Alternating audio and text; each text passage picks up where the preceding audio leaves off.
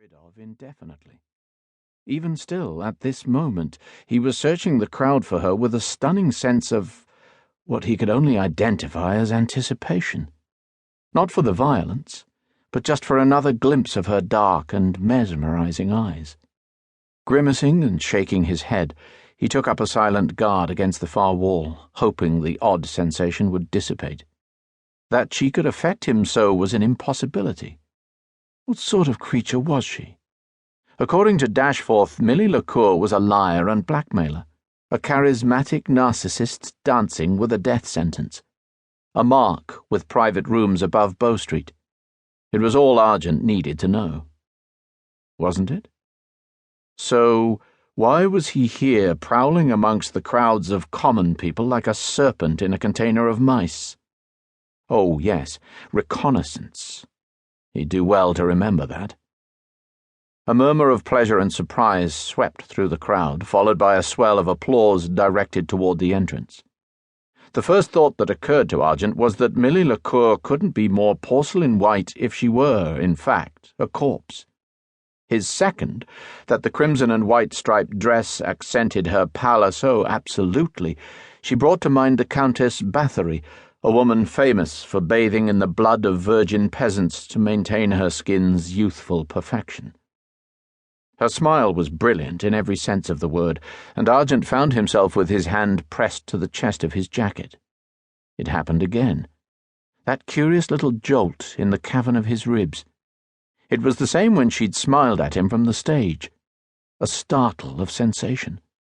A current of awareness that singed along the nerves beneath his skin with warmth and maybe a touch of pleasure. It seemed if she was the Countess Bathory, tonight he was Vlad Tepes, dead but for strange, lethal animation and his insatiable hunger for blood. Not for physical sustenance, like the vampire, but just as necessary for his survival. For in the spilling of blood he made his living. Beaming, Millie LeCour let go of her foppish escort to execute a curtsy at the top of the stairs before descending down to her adoring public, rouged lips pursed to receive and return a plethora of air kisses. Of all the jewels on display at the Sapphire Room, she gleamed the brightest. Christopher had marked the tired cliché that men would often tell their female companions. They would say that a woman lit up a room. In the past, it confounded him that such a sentiment would occur to either party as a compliment. But now, what was once a tepid room filled with the press and stench of people flirting with debauchery now seemed to glow with whatever luminescence was contained beneath her nearly translucent skin. Objectively, it was a shame to rid the world of such beauty, such talent. Though her smile might just be an illusion, and her graciousness may amount to artifice, her loss would further tip the scales toward the desolation of humanity by means of mediocrity. It wouldn't stop him, though. If he fulfilled his vocation, she wouldn't live to see the dawn. He could do it here, he supposed. Draw her into a corner and snap her pretty neck, drape her limp body across a chaise and disappear before the alarm was raised. He'd have to charm her, to lure her into the darkness with him, into his realm.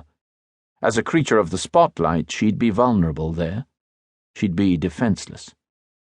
The idea shouldn't excite him, but he'd be a liar if he didn't admit having Millie LeCour to himself in the darkness didn't arouse urges other than the one to kill. Dangerous urges. Dangerous to him. Though surrounded by people, Millie found him at once.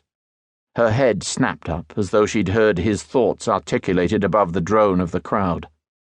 But Argent was certain she knew nothing of his intentions, because her eyes became warm midnight pools of delight the moment she noted him. Excusing herself from her adoring public, she pressed through the throng as the orchestra began to play once more. She didn't stop until she stood in front of him, unaware, or uncaring, that all eyes were on them both. "I have found you," she announced with a coy smile. Argent had no idea what she meant. Maybe she knew why he was here.